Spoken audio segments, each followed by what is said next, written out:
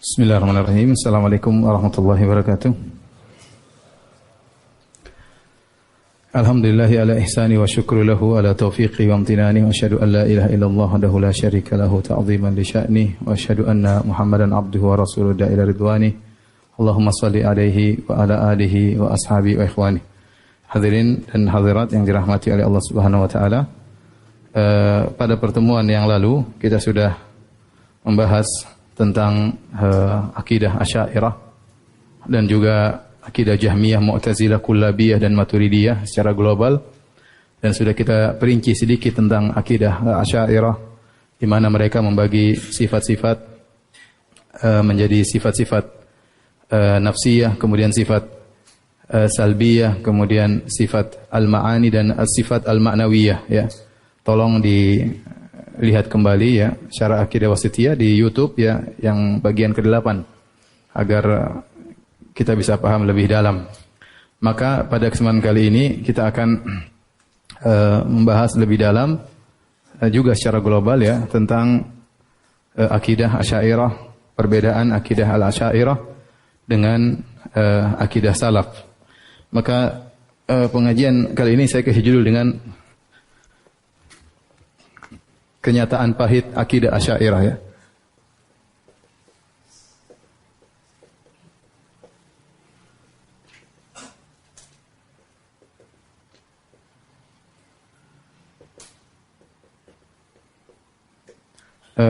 Ada beberapa kenyataan pahit yang bisa dilihat dari ya akidah Asy'ariyah. Yang pertama ya, bahwasanya Asy'ariyah mengakui bahwa akidah mereka bukan akidah salaf. Bukan akidah salaf ya. Bukan akidah salaf. Bahkan mereka punya makulah, perkataan yang masyhur. Mereka mengatakan ya al-khalaf a'lam was-salaf aslam. Bahwasanya khalaf yaitu yang belakangan, orang-orang belakangan,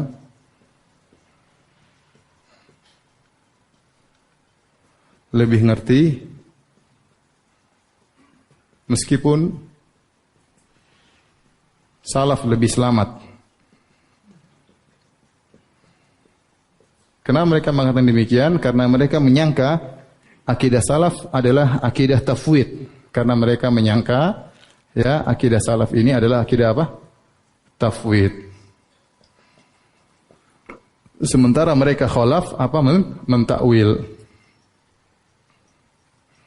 Kata mereka bahwasanya para salaf dahulu sibuk dengan jihad dan yang lainnya, maka mereka tidak mendalam-dalam ya.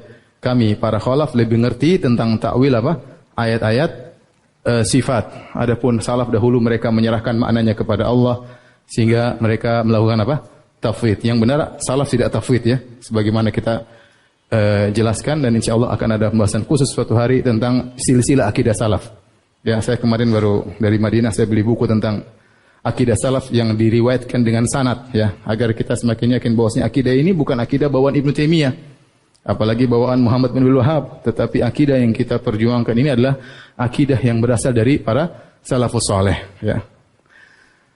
Sehingga mereka mengatakan akidah kita bukan akidah apa? Salaf. Oleh karenanya nisbah akidah salafiyah itu adalah nisbah yang sangat mulia. Kenapa? Karena ada konsekuensinya. Mereka tidak mungkin mengatakan akidah salaf. Sampai sekarang mereka enggak berani mengatakan demikian. Karena kalau mereka bilang akidah kita akidah salaf, kita bilang mana salafnya? Mana sahabat yang ngomong gitu? Mana tabi'in yang ngomong gitu? Enggak akan mereka dapatkan. Kalau kita bisa bilang akidah banyak, dalilnya banyak, hadisnya banyak, sahabat banyak, bahkan para ulama dahulu juga banyak, Imam Bukhari dan di atasnya, Imam Syafi'i dan yang lainnya, semuanya ada sanad-sanadnya ya. Oleh karenanya mereka, ini kenyataan pahit bahwasanya akidah mereka menyelisih akidah apa? Salaf. Pahit atau tidak? Pahit. Atau manis ya. Taib, saya bacakan misalnya perkataan Abu Hasan al-Asy'ari. Abu Hasan al-Asy'ari dalam kitabnya Al-Ibanah an Usulid Diyanah, ya. Buku ini adalah buku salah satu yang ditulis terakhir oleh Abul Hasan Asy'ari, dan ini buku ini nisbahnya kepada Abul Hasan Asy'ari benar karena dinukil oleh Ibnu Asakir dalam kitabnya Tabyin Kadhibil Muftari, ya. Tabyin Kadhibil Muftari, dia menukil, dan saya ada juga bukunya. Dia menukil dari Abul Hasan Asy'ari, dan banyak dia nukil dari kitab Al-Ibanah. Sama seperti yang dicetak sekarang, meskipun orang-orang Asy'ariyah mengingkari ini bukan kitabnya Abul Hasan Asy'ari, padahal dinukil oleh Ibnu Asakir yang wafat pada tahun 571 Hijriah, ya. Dan banyak buku selain Ibanah juga banyak buku-buku yang lain yang menyelisih akidah Asy'ariyah sekarang. Taib, Abul Hasan Asy'ari berkata, faslun fi ibanati qauli ahlil haq wa sunnah. Fasal tentang penjelasan tentang perkataan ahlul haq dan ahlus sunnah. Fa in qala lana qail, kalau ada yang bertanya kepada kami, qad ankartum qaulal mu'tazilah wal qadariyah wal jahmiyah wal haruriyah wal rafidhah wal murji'ah, fa'arifuna qaulakum alladhi bihi taqulun. Kalau ada yang bertanya kepada kita, kalian telah mengingkari akidah Mu'tazilah, akidah Qadariyah, akidah Jahmiyah, akidah Khawarij, akidah Rafidhah, akidah Murji'ah. Maka kenalkanlah kepada kami, apa pendapat kalian, apa akidah kalian? Wa diyanatukum allati biha tadinuna. Maka sebutkanlah agama yang kalian yakini tersebut. Qila lahu, maka dikatakan kepadanya atau jawabannya, ini perkataan Abul Hasan Asy'ari, qauluna alladhi naqulu bihi wa diyanatuna allati nadinu biha, adapun perkataan kami dan keyakinan kami, agama kami, atamassuku bi kitabillahi rabbina azza wa jalla wa bi sunnati nabiyina Muhammadin sallallahu alaihi wasallam, adalah berpegang teguh dengan Al-Qur'an, kitab Rabb kita, dan sunnah Nabi Muhammad sallallahu alaihi wasallam, wa ma ruwiya anis sadati sahabah, dan apa yang diriwayatkan dari para sahabat secara umum, para sahabat yang mulia, wa tabi'in, dan para tabi'in, wa imatil hadis, dan para ulama hadis, para imam hadis. Wa nahnu bidzalika mu'tasimun, dan kami berpegang teguh dengan akidah mereka. Wa bima kana yaqulu bihi Abu Abdullah Ahmad bin Muhammad bin Hanbal, dan kami berakidah dengan apa yang dikatakan oleh Imam Ahmad bin Hanbal, naddarallahu wajhahu wa rafa'a darajatahu ajzala mathubatahu, semoga Allah muliakan wajahnya, Allah mengangkat derajatnya dan memperbesar pahalanya. Qailun, kami berpendapat dengan pendapat Imam Ahmad bin Hanbal. Taib, ini perkataan Abul Hasan bahwasanya dalam kitab Al-Ibanah beliau berusaha kembali kepada akidah apa? Salaf, dan beliau berusaha mengikuti pendapat Al-Imam Ahmad bin Hanbal rahimahullahu taala. Demikian juga misalnya Al-Imam Syarik bin Abdullah yang wafat pada tahun 177 Hijriah, ditanya bahwasanya kaum Mu'tazilah mengingkari atau menolak hadis-hadis tentang nuzul Allah, nuzul ilahi, turunnya Allah. Maka beliau pun bantah. Imam Syarik yang wafat pada tahun 177 Hijriah, beliau bantah Mu'tazilah. Kemudian beliau bantah dengan membawakan hadis, sekitar 10 hadis tentang sifat nuzul, bahwasanya Allah turun ke langit, ke dunia. Setelah itu beliau berkata, amma nahnu faqad akhadna dinana hadza an tabi'in an ashabi Rasulillah sallallahu alaihi wasallam fahum amman akhadhu. Adapun kami telah mengambil agama kami ini dari tabi'in, dan dari tabi'in mengambil dari para sahabat Rasulullah sallallahu alaihi wasallam. Adapun mereka, yaitu Mu'tazilah, dari mana mereka mengambil agama mereka? Siapa salaf mereka? Salaf mereka tidak ada, ya. Salaf mereka tidak ada. Oleh karenanya kenyataan pahit yang bahwasanya orang Asy'ariyah, akidah mereka bukan akidah salaf tapi akidah khalaf. Akidah apa? Akidah khalaf, ya. Sementara kita tahu bahwasanya umat terbaik yang paling paham agama salaf atau khalaf? Salaf. Yang direkomendasi oleh Nabi sallallahu alaihi wasallam adalah apa? Para salaf, terutama masalah akidah yang sudah kita bahas pada pertemuan pertama tentang ciri-ciri al-firqah an-najiyah. Kemudian kenyataan pahit yang kedua, akidah Asy'ariyah murni dibangun di atas akal.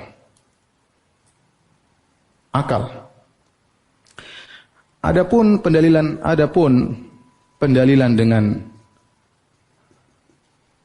dengan Al-Quran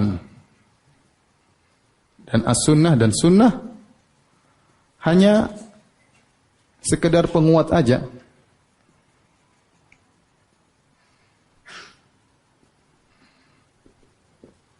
Karenanya mereka punya kaidah mereka ya, yang disebut dengan Al-Qanunul Kulli, Al-Qanun Al-Kulli yang disampaikan oleh Ar-Razi dalam beberapa bukunya seperti dalam kitabnya Muhasal Afkar ya dan yang lainnya Al-Matalibul Aliyah ya. Undang-undang komprehensif, undang-undang umum yaitu apa? Taqdimu al-aql 'alan naql. Mendahulukan akal daripada dalil. Adapun akidah salaf dibangun di atas apa? Dalil. Akal tunduk kepada apa? Dalil, bukan sebaliknya. Dan ini adalah warisan dari Mu'tazilah. Warisan dari Mu'tazilah, oleh karenanya takdimul akal ala naqal dibahas secara detail juga oleh Al-Qadhi Abdul Jabbar, tokoh Mu'tazilah dalam kitabnya Syarah Al-Usul Al-Khamsah. Bagaimana beliau mentakrir, menjelaskan bahwasanya kalau akal bertentangan dengan dalil, maka yang didahulukan adalah apa? Akal. Ya. Saya bacakan perkataan misalnya Ar-Razi ya, dalam kitabnya Ma'alim Usuluddin. Beliau berkata, setelah beliau menyebutkan 10 perkara yang beliau menjelaskan dalil-dalil Al-Quran maupun Sunnah, ya, gara-gara 10 perkara tersebut, maka hanya memberikan faedah persangkaan, dhanni, bukan keyakinan. Beliau berkata, wa idza thabata hadza, kalau tetap perkara ini bahwasanya dalil-dalil Al-Quran dan Sunnah penunjukannya, kepastiannya hanyalah persangkaan tidak pasti, dhahara anna dalail naqliyah dhanniyah, maka nampak jelas bahwasanya dalil-dalil nakal yaitu Al-Quran dan Sunnah hanyalah dhanniyah. Dhanniyah itu dugaan, tidak pasti. Ya. Wa annal aqliyata qat'iyatun, adapun dalil-dalil akal itu yang pasti. Itu yang apa? Pasti. Wa dhannu la yu'aridul qata', maka yang dhon tidak bisa melawan yang pasti. Paham?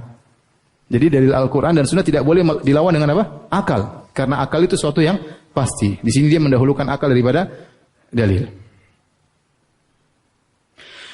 Kemudian beliau berkata lagi, ya, dalam kitabnya Nihatul Uqul, beliau berkata, fa kharaja mimma dzakarna, maka kesimpulan dari apa yang telah kami sebutkan, annal adillatan naqliyah la yajuzu tamassuku biha fil masailil ilmiyah, maka dalil-dalil nakal Al-Quran dan Sunnah tidak boleh dijadikan pegangan dalam masalah akidah.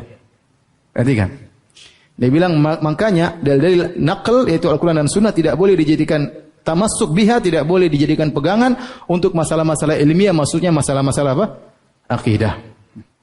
Bahkan Al-Amidi ya, dalam kitabnya Abkarul Afkar, beliau mengkritik orang yang berdalil dengan Al-Quran dan Sunnah. Beliau mengkritik orang yang berdalil dengan Al-Quran dan Sunnah dalam menetapkan sifat-sifat as-sama' wal basar. Apa kata beliau? Wa rubbama istarwaha ba'dul ashabi fi itsbati as-sama' wal basar lillahi ta'ala ila dhawahira waridatin fil kitabi wa sunnah. Dan terkadang bisa jadi sebagian teman-teman kita, yaitu para ulama Asy'ariyah, mereka condong kepada menetapkan sifat mendengar dan melihat bagi Allah dengan zahir daripada dalil-dalil yang datang dalam Al-Quran dan Sunnah. Kemudian beliau katakan, wahiyya ghairu mufidatin lil yakin, padahal dalil tersebut tidak memberikan keyakinan. Dia kritik ini, kenapa ente berdalil dengan Al-Quran apa? Sunnah dalam masalah akidah. Padahal Al-Quran dan Sunnah tidak memberikan apa? Keyakinan. Wala khuruja laha anidh dhann wat takhmin, dan tidak bisa keluar Al-Quran dan Sunnah dari hanya persangkaan dan dugaan. Wa tamassuku bima hadza sya'nuhu fi itsbati sifatin nafsiyah wa ma yutlabu fihi al-yaqin mumtani'. Berpegang teguh dengan dalil-dalil yang kondisinya seperti ini, yang hanya sekedar memberikan persangkaan tidak yakin dalam menetapkan sifat-sifat nafsiyah, sifat-sifat Allah, wa ma yutlabu fihi al-yaqin mumtani', sementara harus dijadikan dalil perkara yang yakin, maka tidak boleh. Kata dia tidak boleh. Tidak boleh berdalil Al-Quran dan Sunnah untuk perkara yang apa? Yang yakin. Faham? Itu bayangkan orang berdalil Al-Quran dan Sunnah diprotes. Kenapa? Karena Al-Quran dan Sunnah hanya dhon. Ya, hanya dhon persangkaan. Adapun akal apa? Pasti. Akalnya sopo. Taib. Kesalahan mereka, kita bantahan secara singkat. Bantahan. Pertama, mereka salah dalam dua hal. Pertama, menjadikan akal sebagai apa? Sebagai dalil. Padahal akal bermacam-macam, akal bertingkat-tingkat. Ya, akal bertingkat-tingkat. Kalau kita menjadikan akal sebagai dalil, akal siapa yang menjadi apa? Dalil. Taib, akalnya Asy'ariyah kah? Akalnya Jahmiyah kah? Akalnya Mu'tazilah kah? Akalnya Maturidiyah kah? Akalnya Kulabiyah? Mereka saja semua pakai akal, mereka berselisih, ya atau tidak? Asy'ariyah juga mana? Asy'ariyah, akalnya Asy'ariyah mutaqaddimin kah? Asy'ariyah mutaakhirin. Asy'ariyah mutaakhirin juga berselisih. Akalnya siapa yang mau dipakai? Seandainya akal cuma satu model, silahkan berdalil dengan akal. Tapi akal ternyata ukul mutafawita, kata Syekh Islam Taimiyah. Akal bertingkat-tingkat. Gimana Anda menjadikan akidah Anda dibangun di atas apa? Akal.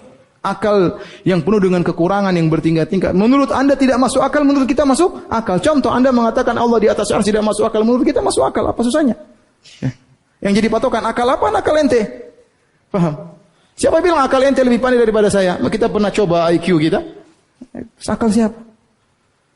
Kemudian makanya kata Imam Malik rahimahullah taala, ya laita syi'ri bi ayyi waznin bi ayyi aqlin yuzanul kitab wa sunnah. Dengan akal siapa mau ditimbang Al-Qur'an apa? Dan sunnah. Ya, sehingga Jahmiyah, apalagi Mu'tazilah, Asy'ariyah, Maturidiyah, semua berdalil dengan akal, tapi mereka berselisih.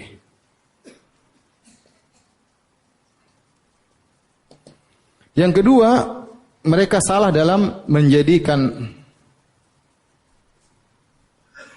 akal falasifah sebagai patokan. Jadi kalau seandainya pun kita setuju dengan antum pakai akal, ya sudah. Saya nggak mau pakai akal falasifah, saya mau pakai akal sahabat. Kenapa harus pakai akal apa? Falasifah. Paham? Sementara kalian menjadikan akalnya falasifah sebagai apa? Patokan. Paham? Jadi mereka salah dalam dua hal. Ya. Dan ini hanyalah warisan dari Mu'tazilah. Ini kenyataan pahit bahwasanya ternyata agama mereka dibangun di atas apa? Akal.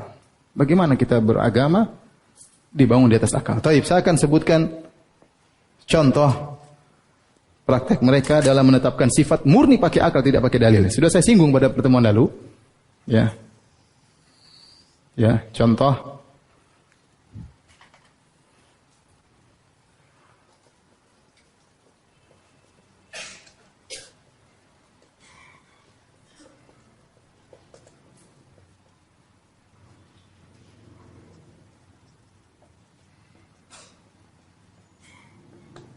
sudah kita singgung pada pertemuan lalu bahwasanya Asy'ariyah pada hakikatnya cuma menetapkan berapa sifat?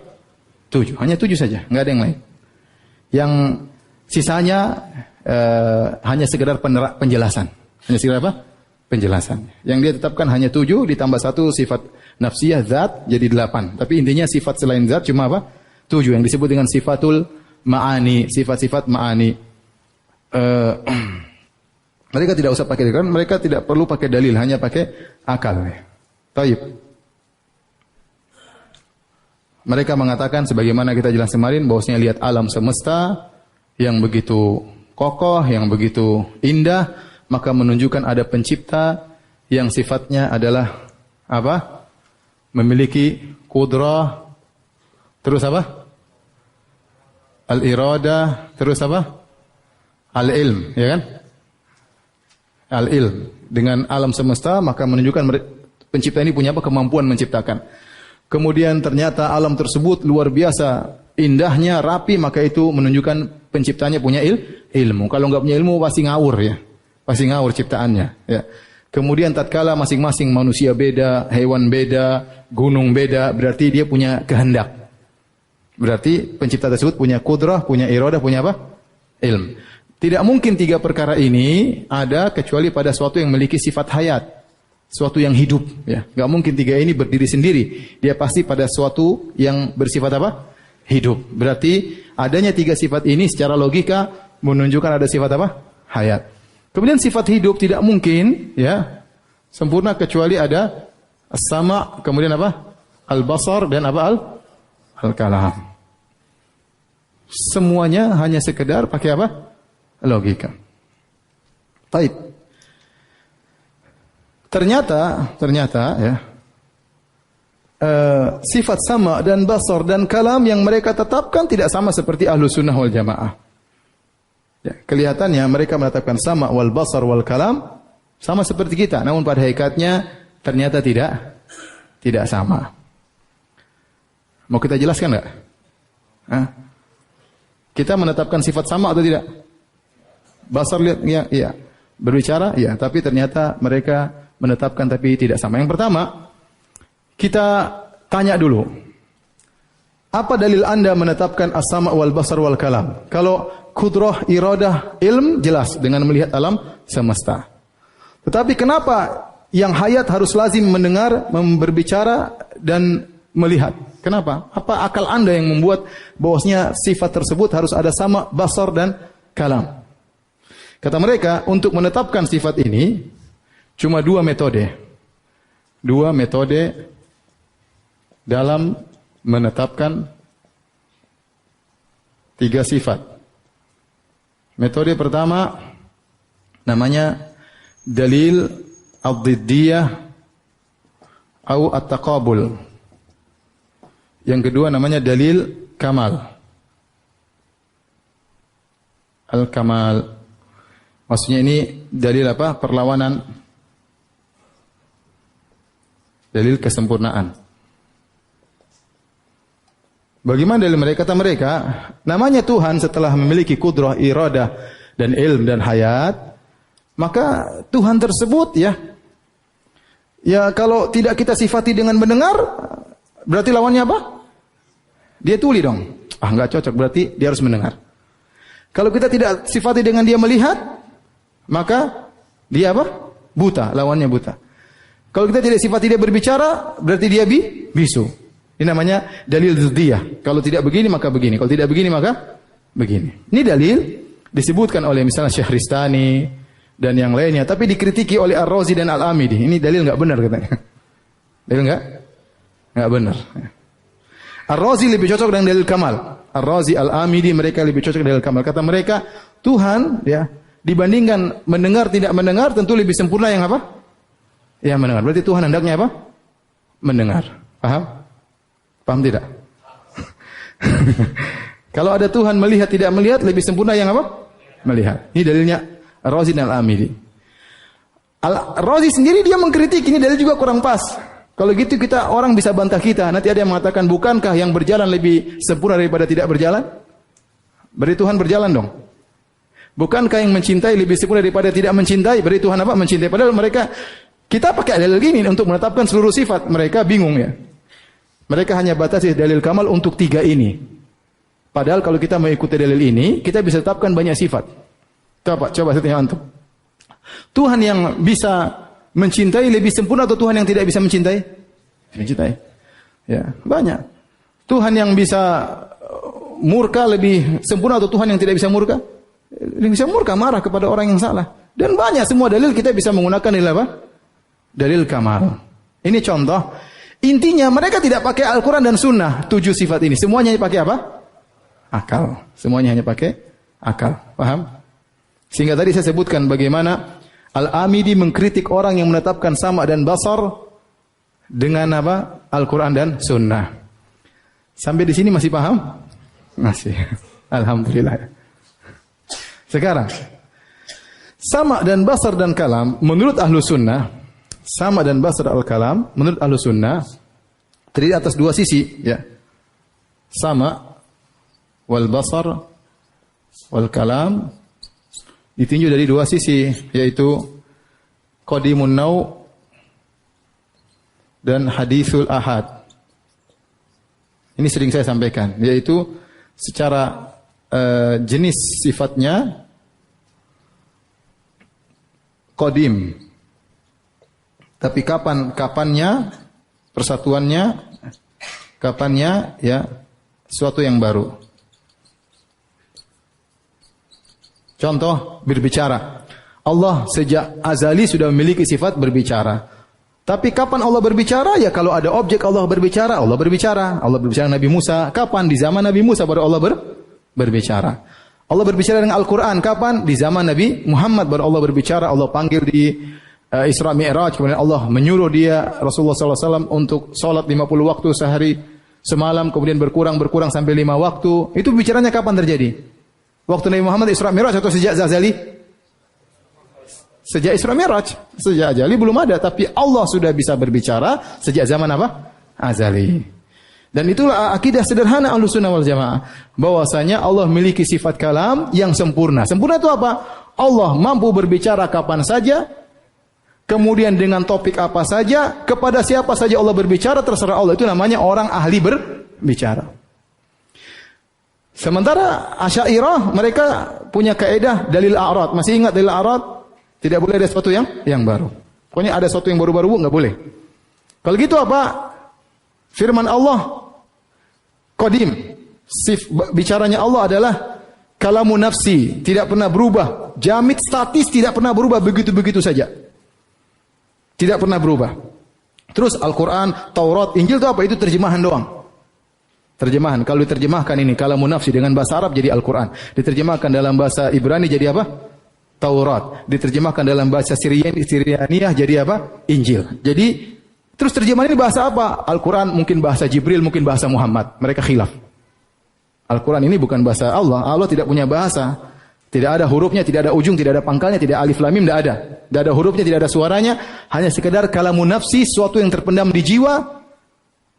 Yang tidak bisa diungkapkan dengan kata-kata. Terus ruwet ya, benar. Mumet dan apa? Ruwet.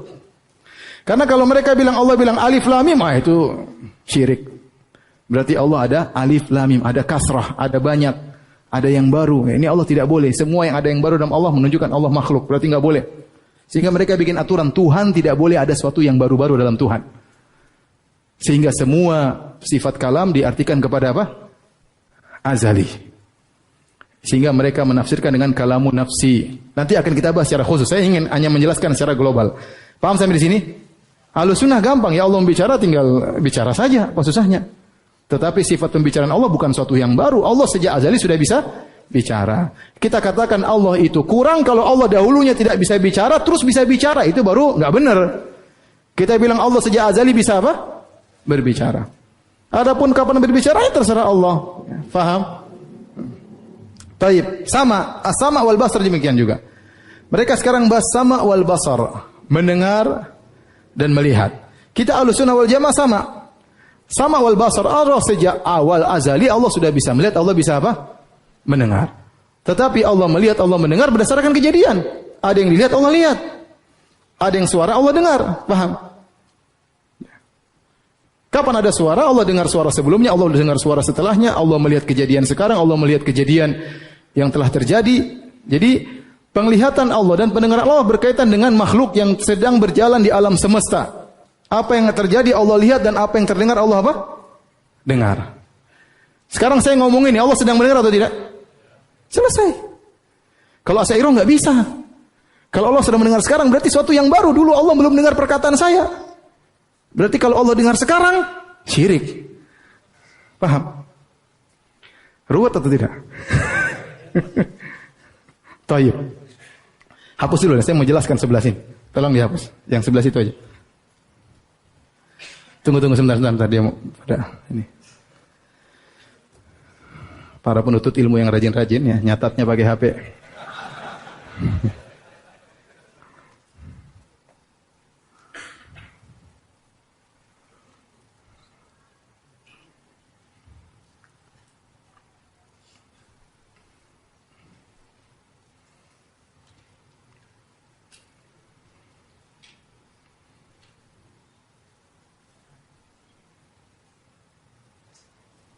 Oke, sudah, tolong dihapus.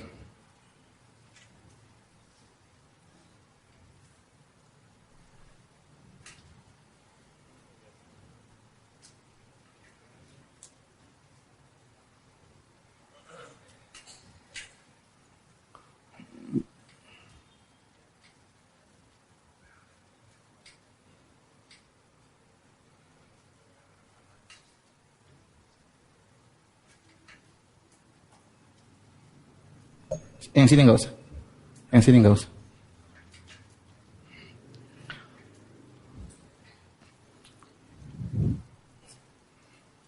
Oke, sudah cukup. Taib, kita lanjutkan ya. Sekarang as-sama' wal basar.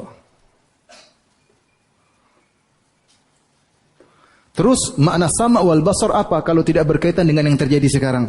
Kalau kita ahlu sunnah ya gampang. Allah lihat sekarang, Allah mendengar sekarang. Saya sedang ngomong, Allah sedang apa? Mendengar. Kita di masjid, Allah lihat atau tidak? Kalau mereka tidak bisa begitu. Karena kalau tadi kan 5 menit, 1 jam yang lalu kita di sini enggak? Enggak kan, 1 jam yang lalu kita enggak di sini kan? Sekarang kita di sini, Allah baru lihat, berarti ada sesuatu yang baru pada Allah. 1 jam yang lalu Allah tidak melihat ini. Sekarang Allah sedang melihat apa? Kita. Menurut Asy'ari itu masalah. Aduh, antum paham tidak? Ini saya takut antum nggak paham. Paham ya? Intinya tidak boleh ada sesuatu yang baru pada Allah. Paham? 1 jam yang lalu kita tidak di Masjid As-Sunnah. Berarti tidak ada dalam penglihatan Allah. Ya atau tidak? Allah lihat yang lain, semua terjadi. 1 jam kemudian kita sekarang sedang pengajian. Allah sedang lihat atau tidak? Ya kalau kita begitu gampang, ya begitu. Allah lihat 1 jam kita belum ada, sekarang 1 jam berikutnya Allah sedang lihat kita. Dan Allah senantiasa maha melihat. Bagi mereka ada perubahan ini nggak bisa dalam zat Allah, nggak boleh ada perubahan. Dulu masjidnya kosong 1 jam kemudian Allah lihat, ini nggak bisa.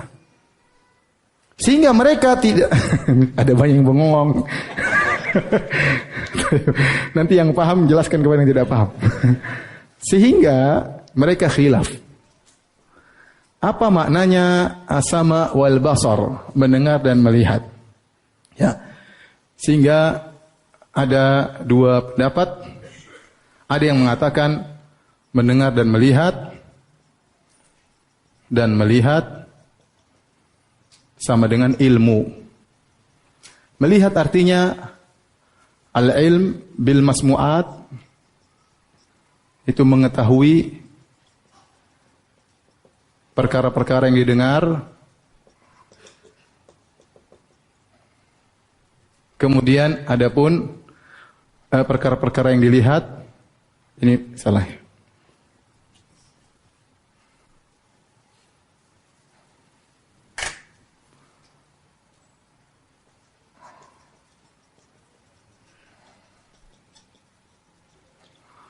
Adapun melihat adalah al-ilm bil mubsarat,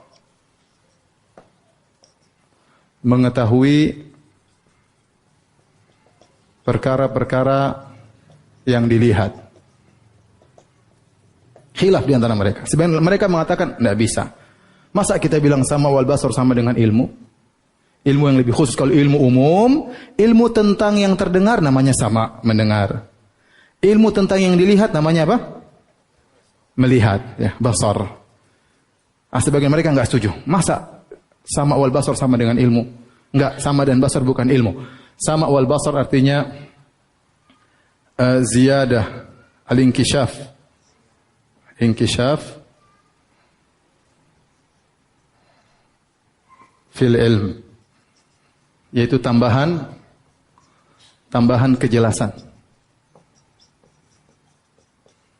dalam mengetahui perkara yang didengar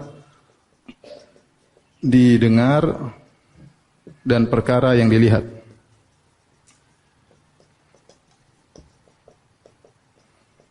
Taib.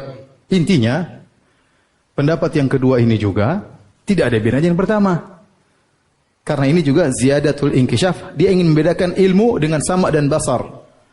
Karena dalil membedakan antara sama dan melihat dengan ilmu. Ilmu sifat tersendiri, sama dan basar sifat tersendiri.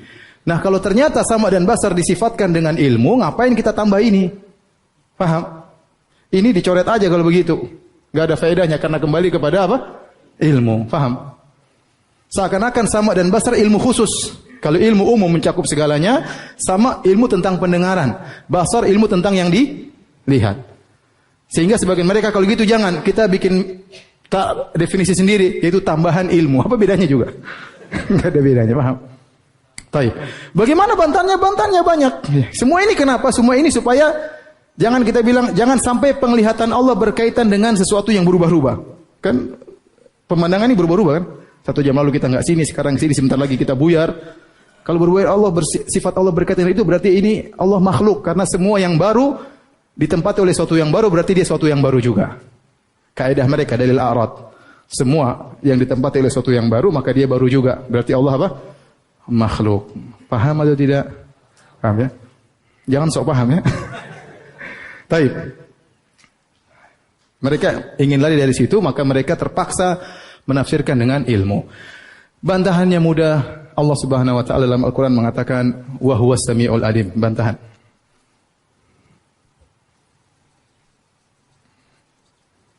Kata Allah dalam Al-Qur'an wa huwa samiul alim.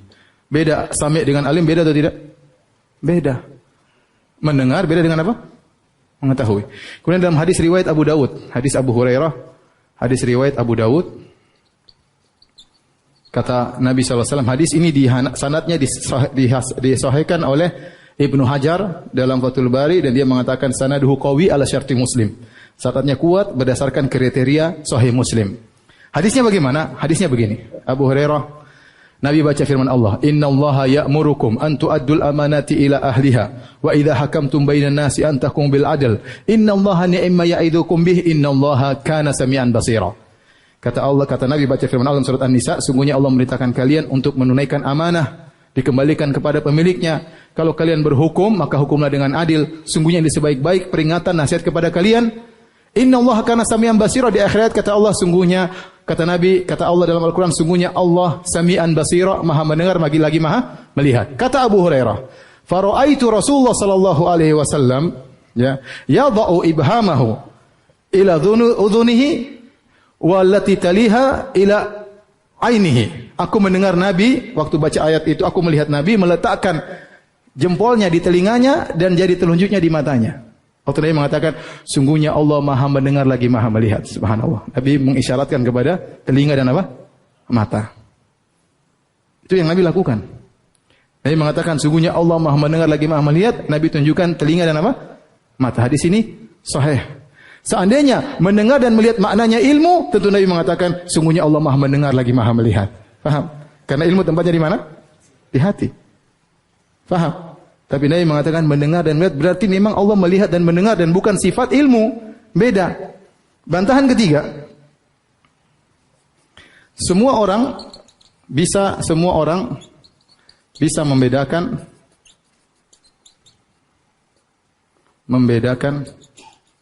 antara mendengar dan mengetahui.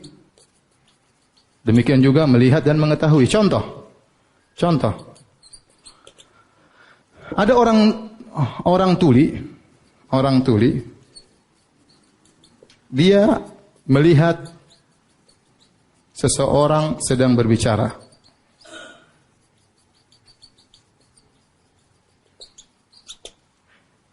Berarti waktu dia tuli, dia sedang melihat orang berbicara, dia tahu orang itu sedang mengeluarkan suara atau tidak? Dia tahu, tapi dia dengar? Dia nggak dengar. Paham? Tapi dia tahu orang itu sedang apa? Berbicara, ada suaranya, dia tahu. Berarti dia mengetahui ada suara, tapi dia tidak mendengar apa? Suara. Jadi beda antara mendengar dan mengetahui. Contoh berikutnya, orang buta. Orang buta, dia tahu ada kamu depan dia. Dia pegang, oh Firanda ya? Oh iya, dia tahu. Dia tahu nggak ada sesuatu yang terlihat depan dia? Ada, dia tahu. Tapi dia tidak melihat. Berarti mendengar dengan mengetahui berbeda. Jangan disamakan. Paham? Antum nggak paham, saya ulangi. Jadi secara logika orang bisa membedakan antara mendengar dan mengetahui. Mengetahui tidak melazimkan mendengar. Paham? Orang tuli, dia lihat orang sedang ngomong, dia lihat orang trompet-trompet, itu lagi ada suara trompet itu, tapi bel-bel, dia tahu ada suara di situ, tapi dia tidak bisa mendengar. Sementara orang buta, dia bisa pegang, oh ini mobil, oh ini kucing. Dia tahu ini perkara-perkara semua bisa dilihat. Dan dia tahu perkara-perkara tersebut, tapi dia tidak bisa melihat. Sementara mereka mengatakan, Allah tidak boleh melihat, karena kalau Allah melihat, kucing loncat semua. Ini perubahan-perubahan ini. Tidak boleh dalam Allah ada perubahan. Allah harus statis, tidak boleh dinamis. Ini syubhat mereka, syubhat yang ngaco, yang sudah saya bahas pada pertemuan Akidah Wasithiyah yang ke-7. Tolong dilihat lagi ya. Tolong nonton lagi ya. Bahwasanya dalam diri Allah tidak ada boleh yang berubah-ubah. Kalau penglihatan Allah berkaitan dengan sesuatu yang berubah, berarti Allah itu makhluk. Maka mereka terpaksa menafsirkan melihat dan mendengar dengan apa? Ilmu. Paham atau tidak? Paham ya? Kemudian bantahan keempat kita mengatakan mereka takut mentasbih Allah dengan manusia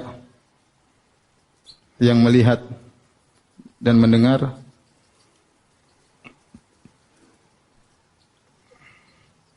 tapi mereka terjatuh dalam menyerupakan Allah dengan si tuli dan si buta yang hanya bisa mengetahui tapi tidak melihat dan hanya mengetahui tapi tidak mendengar. Paham sampai sini? Paham ya? Akhirnya mereka punya ungkapan yang lucu. Akhirnya ada ungkapan lucu, ya. Ada ungkapan lucu. Kata mereka, "Innallaha yasma'ul mubsarat wa yubsir al-masmu'at." Allah mendengar yang terlihat dan melihat yang terdengar.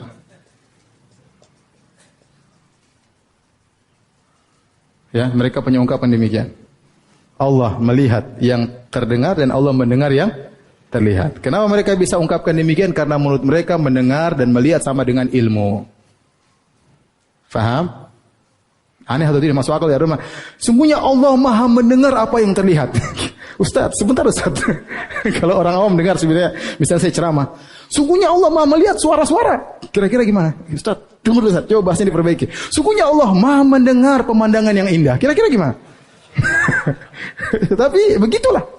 Itulah akidah mereka. Karena mendengar dan melihat diartikan sama dengan apa? Mengetahui. Paham? Taib. Bantahan berikutnya. Intinya mereka tetap mengkaitkan mendengar al-masmu'at ini makhluk atau bukan? Yang terdengar itu makhluk atau bukan? Makhluk. Yang terlihat makhluk atau bukan? Makhluk. Berarti sifat mendengar dan melihatnya Allah mereka tarik kepada sifat dzatiyah, yaitu sifat azali. Mendengar dan melihatnya Allah itu apa? Azali. Karena tidak boleh ada perubahan-perubahan. Mendengar suara baru enggak boleh. Kemudian melihat yang baru-baru enggak boleh. Jadi mendengar dan melihatnya Allah itu sifat apa? Statis, azali. Tidak ada dinamis. Paham? Sama seperti sifat kalam. Statis selalu. Taib. Kita bantah gimana? Kita bilang, bukankah mendengar Allah berkaitan dengan makhluk yang terdengar, suara dan semisalnya? Iya. Bukankah melihatnya Allah berkaitan dengan perkara-perkara yang terlihat dan itu juga makhluk? Taib. Kalau mendengarnya Allah dan melihatnya Allah sejak azali, makhluk-makhluk itu dulu sudah ada sejak azali atau tidak? Lah terus kenapa dibilang sedang mendengar dan melihat sementara yang dilihat dan didengar belum ada? Antum paham enggak bantahannya? Kan kata mereka bahwasanya mendengar maksudnya mengetahui tentang hal yang didengar. Melihat maksudnya mengetahui sesuatu yang dilihat. Dan dua sifat ini mendengar dan melihat azali sejak dulu dan tak pernah berubah. Taib. Waktu sifat itu di zaman azali, yang didengar atau dilihat sudah ada atau belum? Nah, terus ini gimana? Akhirnya Ar-Razi berusaha mentakwil. Dia bilang, enggak. Maksudnya waktu itu Allah siap untuk mendengar dan siap untuk apa? Melihat di zaman azali. Nanti ada yang didengar dan dilihat baru Allah melihat dan mendengar. Taib. Ini solusi dari Ar-Razi. Dibantah oleh Ibnu Taimiyah, taib. Bukankah waktu Allah siap melihat berbeda dengan Allah sudah melihat? Berarti ada perubahan enggak? Sama aja enggak boleh. Ruwet atau tidak? Ruwet. Begitulah akidah mereka. Rumit. Makanya saya ragu orang Asy'ariyah paham tentang akidah mereka atau tidak, saya ragu. Saya pernah nonton di YouTube, dia berusaha jelaskan tapi dengan cepat, sehingga tidak beri kesempatan untuk bertanya. Entah dia paham atau tidak, apalagi murid-muridnya. Paham? Antum aja paham nggak? Saya nggak tahu juga. Antum tahu bantahannya tadi ya? Bantahan kelima tadi ya. Sifat mendengar dan melihat azali menurut Asy'ariyah. Padahal kedua sifat tersebut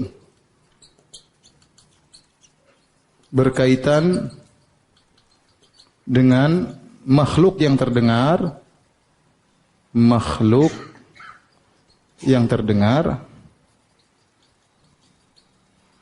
seperti suara-suara dan atau makhluk yang terlihat.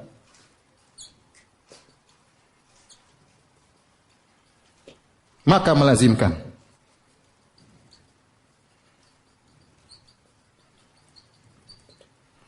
pertama ada dua kemungkinan.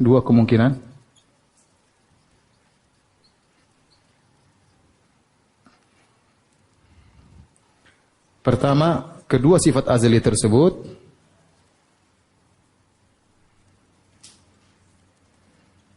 berkaitan dengan masmu'at wal mubsarat al-qadimatani. Al-qadimatani. Yaitu yang terdengar dan terlihat yang azali juga. Yang kedua sifat yang azali tersebut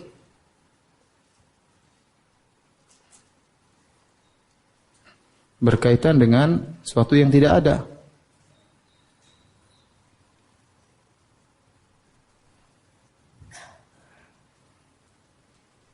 Karena makhluk di zaman azali tidak ada. Karena makhluk di zaman azali tidak ada.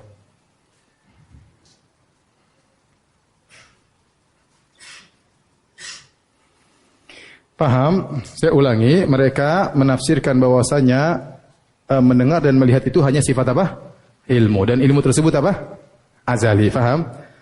Dan namanya mendengar yaitu ilmu tentang yang terdengar dan melihat ilmu tentang yang terlihat. Kita bilang di zaman azali sifat mendengar dan melihat itu ada enggak? Oh, ada sejak zaman azali, statis tidak pernah berubah. Loh, padahal yang terdengar dan terlihat belum ada waktu itu. Paham? Terus gimana? Apakah yang terdengar dan terlihat juga azali bersama dua sifat tersebut? Atau yang terdengar dan terlihat tidak ada? Kalau ini berarti tidak masuk akal. Mereka akan lari ke sini dan ini juga tidak masuk akal. Ini tidak masuk akal. Maka Razi punya jalan keluar tadi apa? Maksudnya di zaman azali dua sifat itu siap untuk mendengar, siap untuk mengetahui yang terdengar dan siap untuk mengetahui yang terlihat. Kita bilang thayyib. Ini dua bahaya. Berarti pertama Allah belum bisa melihat baru bersiap, ya. Kemudian baru sekarang memiliki sifat mengetahui yang terlihat dan terdengar. Ini berarti Allah dulunya kurang menjadi sempurna. Bantahan kedua, taruhlah dua-duanya sempurna, Allah bersiap dan Allah sudah melihat, berarti ada perubahan atau tidak? Padahal kalian tidak mau ada perubahan dalam zat Allah. Paham bantahannya? Paham tidak? Saya mau tulis enggak cukup.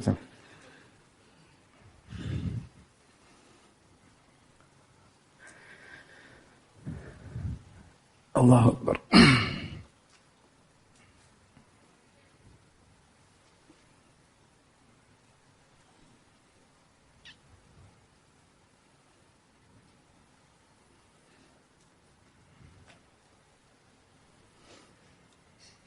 Antum ulang-ulang di rumah ya. Diulang lagi. Insya Allah kalau nonton 2 kali insya Allah paham. Saya harus menyampaikan ini karena sekarang syubhat tersebar. Ya, antum harus tahu bahwasanya akidah salaf, akidah yang apa?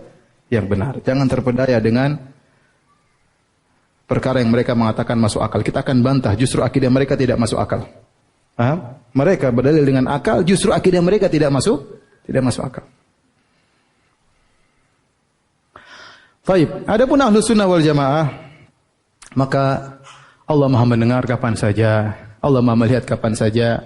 Seperti Allah berfirman, "Wa qul i'malu fasayarallahu amalakum." Beramalah kalian, Allah akan melihat amal kalian. Berarti Allah belum lihat kan? Kata Allah beramalah, Allah akan melihat amal kalian. Berarti ini kalau kalian beramal Allah lihat. Berarti penglihatan itu baru muncul, yang sebelumnya belum Allah lihat salat kalian. Kita sejam yang lalu Allah belum lihat kita. Allah sudah lihat kita pengajian atau belum? Sejam yang lalu sebelum kita pengajian Allah sudah lihat kita belum? Antum belum lah. 2 jam yang lalu sebelum kita kumpul di masjid, Allah sudah lihat kita lagi duduk begini atau belum? Belum. Dalam ilmu Allah ada akan terjadi demikian akan terjadi. Tapi Allah belum lihat. Tatkala kita kumpul sekarang, Allah sedang melihat kita sedang apa? Ngumpul. Paham?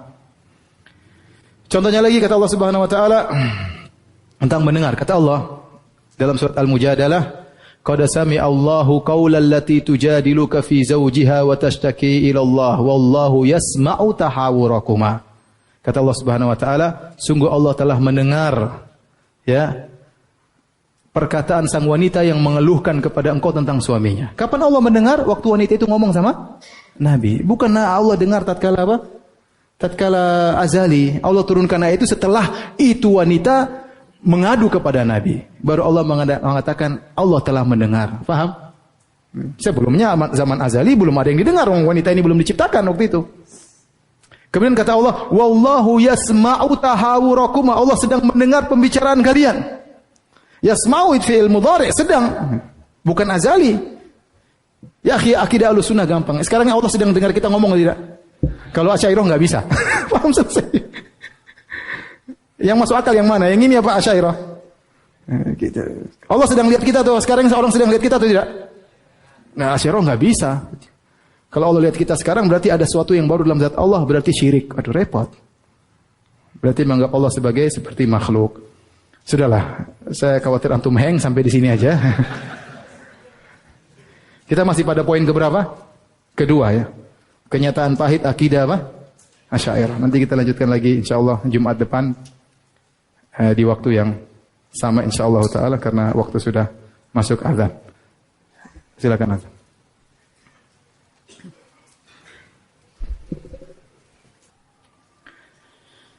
Sebelum kita menjawab pertanyaan, saya ingatkan di antara dalil mereka kenapa kita harus menggunakan akal didahulukan daripada Al-Quran dan Sunnah. Kata mereka, karena akal adalah asal, adapun Al-Quran dan Sunnah adalah cabang. Jika bertentangan antara asal, pokok dan cabang, maka didahulukan pokok dan cabang dikalahkan. Dan ini disampaikan oleh Al-Qadhi Abdul Jabbar, seorang tokoh Mu'tazilah dalam kitabnya Syarh Ushul Khamsah.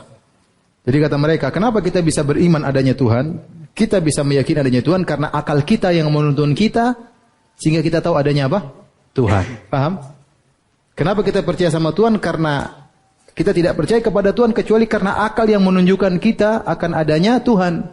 Berarti akal merupakan landasan, adanya Tuhan merupakan apa? Cabang. Sehingga kalau ada dalil dari Al-Quran, dari Tuhan maupun dari hadis bertentangan dengan akal, maka kita harus mendahulukan yang landasan daripada cabang.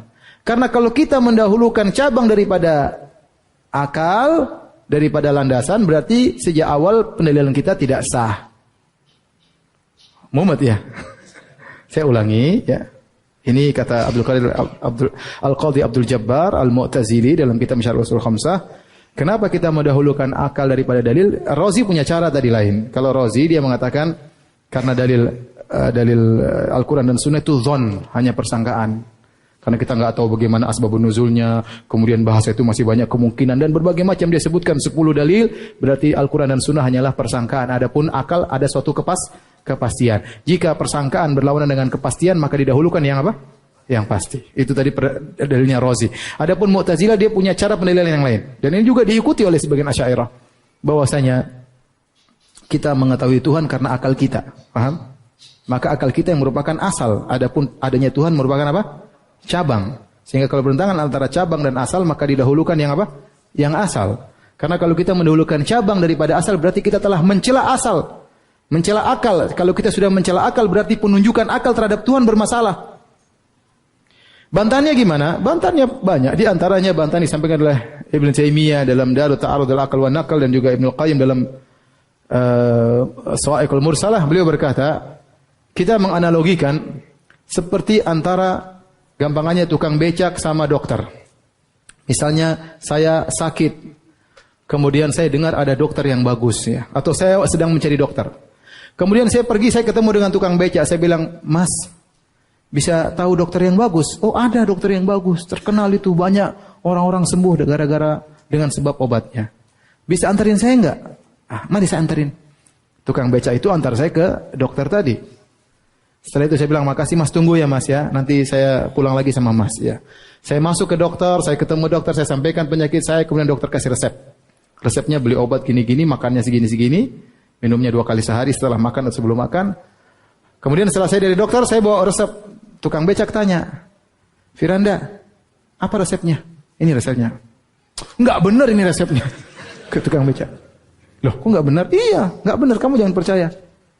Saat itu, Firanda percaya sama tukang becak sama dokter? Kalau saya percaya sama dokter, tukang becak protes. "Loh, yang tunjukkan kamu sama dokter saya dong. Kamu kan percaya sama dokter gara-gara siapa? Gara-gara saya. Kalau tidak ada saya, kamu tidak percaya sama dokter tersebut." Paham? Itu kira-kira pendalilannya orang Asy'ariyah. Kira-kira seperti itu. Kita bilang benar, ente tukang becak yang menunjukkan itu dokter. Tapi kalau saya itu dokter, berarti resep dia pasti apa? Benar. Sama, akal kita menunjukkan adanya Tuhan. Kalau kita sudah tahu Tuhan, Tuhan nggak mungkin apa? Salah. Justru kita bantah. Kalau saya percaya sama kamu, wahai tukang becak, bosnya dokter itu salah, berarti kamu sejak awal sudah salah nunjuk, paham? Paham logikanya? Sudahlah, kira-kira begitu ya. Oleh karenanya, Ibnu Taimiyah rahimahullah menulis buku untuk membantah Al-Qanunul Kulli, kaedahnya Razi ini, dalam 11 jilid, judulnya Dar'u Ta'arudil Aql wa Naql. Ya, menghilangkan pertentangan antara akal dan dalil. Bahwasanya akal dalil tidak ada pertentangan selama syaratnya akal yang sehat dan dalilnya sahih. Dalilnya sahih. Adapun hadis-hadis palsu banyak yang tidak masuk akal. Baik, kita masuk pada tanya jawab. Adakah dalil yang menyatakan bahwa orang Islam Muslim yang mencintai Al-Quran meskipun tidak hafal Al-Quran akan mendapatkan keutamaan mengajak ibu, bapak, istri dan anak-anaknya ke surga yang paling tinggi? Mohon pencerahannya.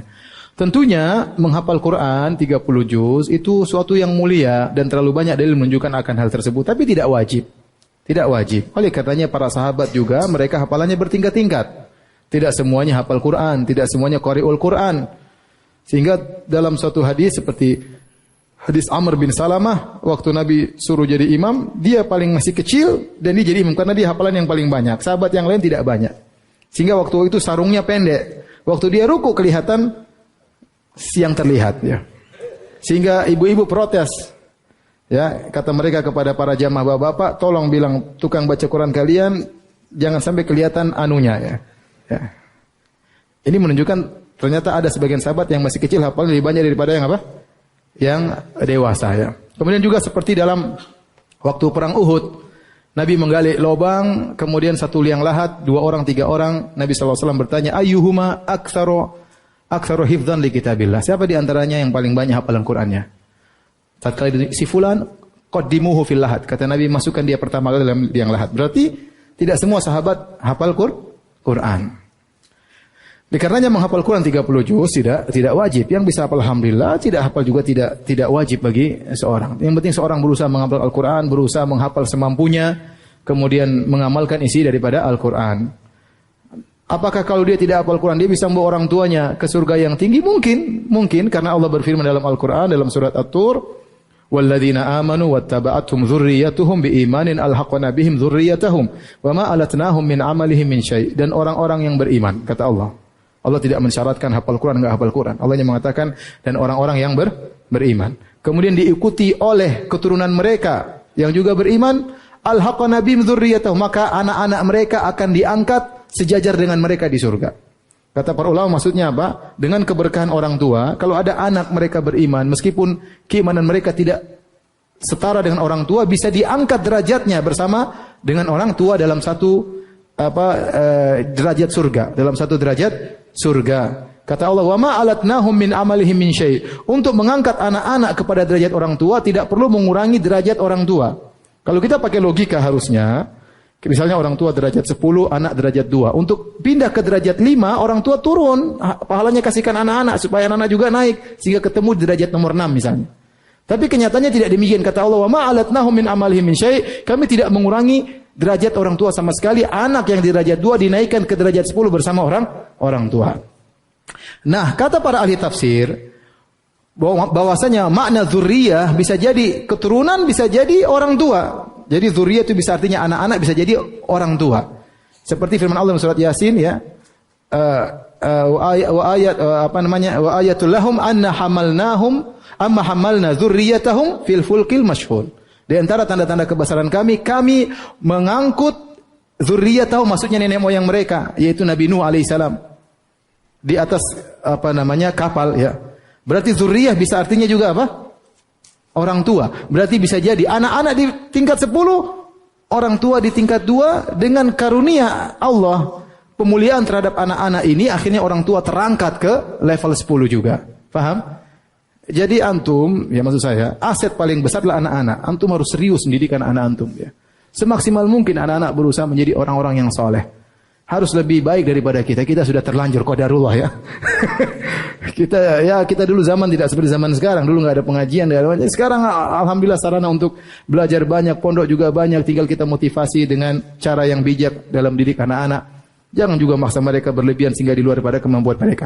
Tapi intinya untuk mengangkat orang tua pada derajat yang tinggi tidak harus hafal Quran. Keimanan bisa diperoleh dengan banyak cara. Seorang bisa menjadi beriman dengan banyak sholat malam. Seorang bisa beriman dengan akhlak yang mulia. Seorang bisa beriman dengan banyak bersedekah. Seorang bisa beriman dengan hafal Quran. Seorang bisa beriman dengan berdakwah. Seorang bisa beriman dengan berbakti kepada orang tua. Banyak.